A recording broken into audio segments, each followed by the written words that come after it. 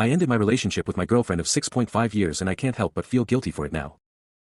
My girlfriend and I had been in a committed relationship since senior year of high school until we broke up on September 7th. Everything was well in our relationship until late July of this year when she went to visit her family out of state.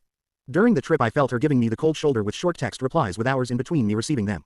When she returned from the trip, she mentioned that her and her family discussed how it would be better for our future if we broke up, mostly because both of our families don't approve of each other or our relationship. This boiled down to a depressing talk about our futures, discussing how if we stayed together my family wouldn't have much of a role in our lives and I was okay with that. We also spoke about how I need to eventually move out of state for work but she did not want to.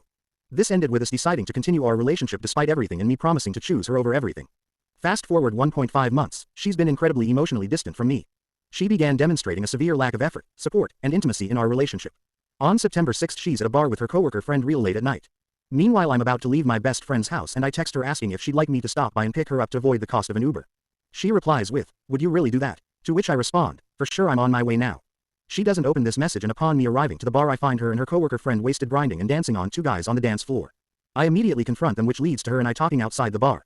Of course she's drunk and can't come up with excuses and can only apologize and say, "I love you, I don't want to lose you."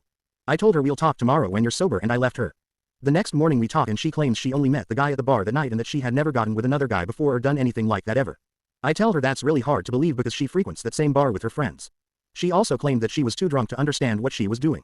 She took full responsibility for the situation but I couldn't find it in me to forgive her. She had also been committing other forms of self-destructive behavior with her same coworker friend over the last few months before this, such as drinking and driving and other abusive alcohol use. She claimed that she turned to alcohol abuse as a coping mechanism for her poor mental health and that's why she's been as unstable as she had been.